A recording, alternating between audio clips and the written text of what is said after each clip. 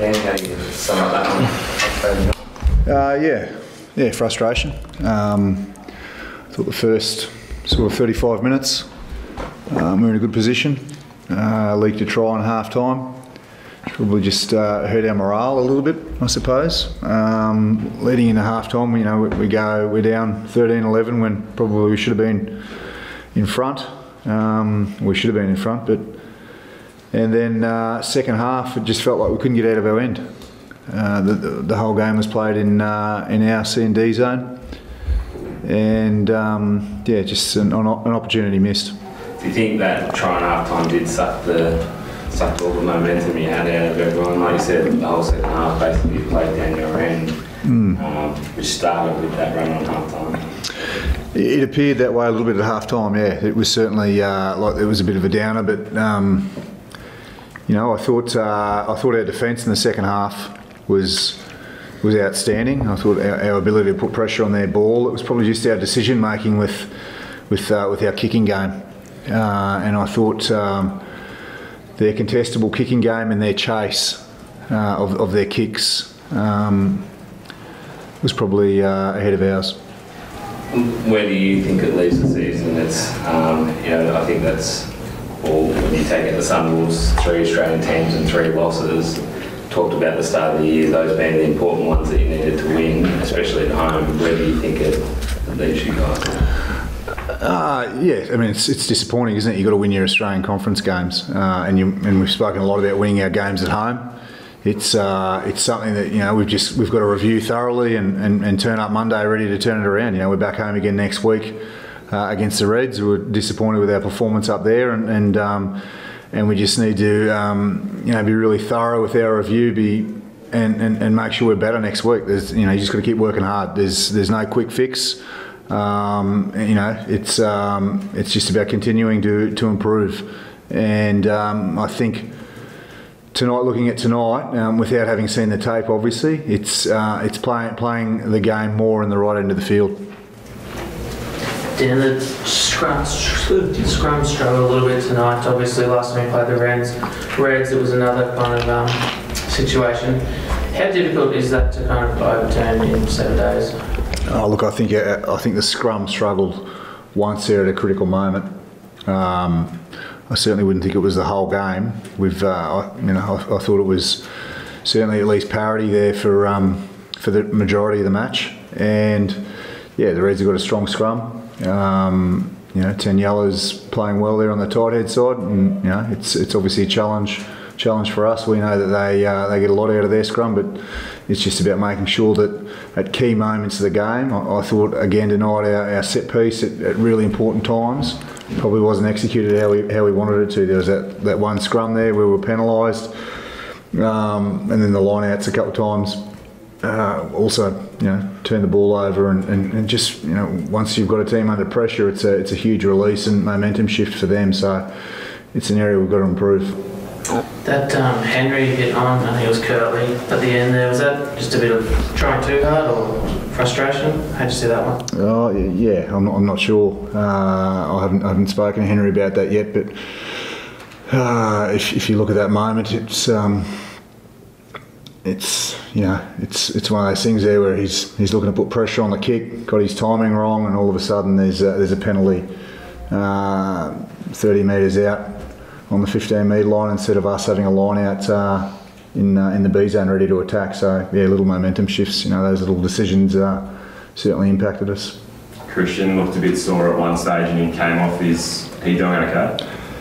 Yeah, he's just he's going through just getting his head checked, and we'll have a look there. He certainly he's got some bumps and bruises. I haven't seen him yet. That's why David's filling in. He's just getting a good the medical staff having a good look at Christian now. David first. Sorry, this is how to feel to get back. Felt good. It's good to be back out there. It would have been nice if a few things had gone a bit differently, but loving being part of the group, and yeah, I wasn't sure how long I'd stay on for, but felt alright. Was 80 minutes the plan? Or? I don't know. If you're starting, you're wanting to play 80.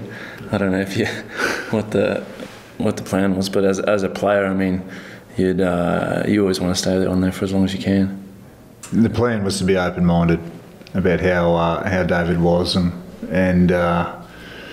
we speak through messages. We get messages to the players and see how they're going, and we were happy with how he was performing. So it was. I just felt there at that back end of the game, losing Christian, that I wanted that leadership on the field, and he certainly gives us that. Hooper was just saying he enjoyed the battle out there, but felt you probably got the upper hand a few times earlier. How did you enjoy that kind of contest, Michael? Yeah, I enjoy hoops. As a player and obviously playing as a bloke off the field, we got on well. So they got the win.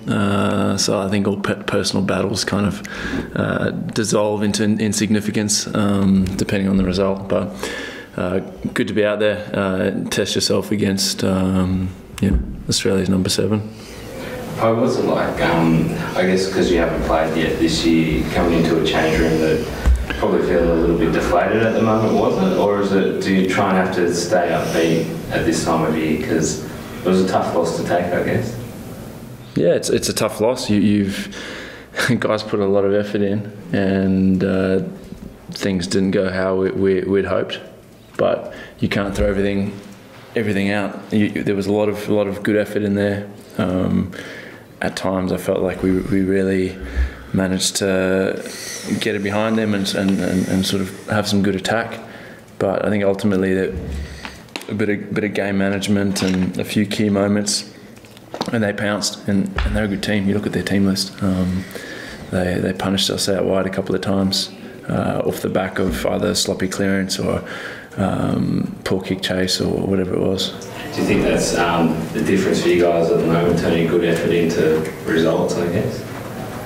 Yeah, I think that's the challenge with the group that we have. There's a lot of young guys. This is their first or second Super Rugby season, so it's a matter of trying to improve every week and reinforce the things that we're doing well. But there's obviously always things that we're trying to improve on, and taking those opportunities when they present themselves is key. You had the family in the crowd for the first time in Canberra in a long time. Did you get a chance to see them, or were you too gassed? Or? I caught up with them afterwards. Yeah, great to have mum and dad here. They don't get to too many games, so it's always special to have family around. It's only one game, but the Super Rugby changed at all in 18 months, 2 years since your last play? It's always changing. I guess you, as a player, you just have to adapt to the new rules, and I don't know if it's changed that much, but it's enjoyable to play. Any other injuries, Dan? No, not at the moment. Just we'll have a chat to the doctor and the physio and get an update shortly. But at this point in time, I think it's just bumps and bruises. Dan, you mentioned leadership just before, with Cart sidelined, Christian coming off. If David was buggered, who would have become captain? Well, David wasn't buggered, so that's why I left him on there. Mate, we've got Lockie McCaffrey's slotted into that position before, so yeah, that's the way we would have gone. But obviously Poey's back, and Christian came off. David takes over. Obviously with Carts being on the sideline.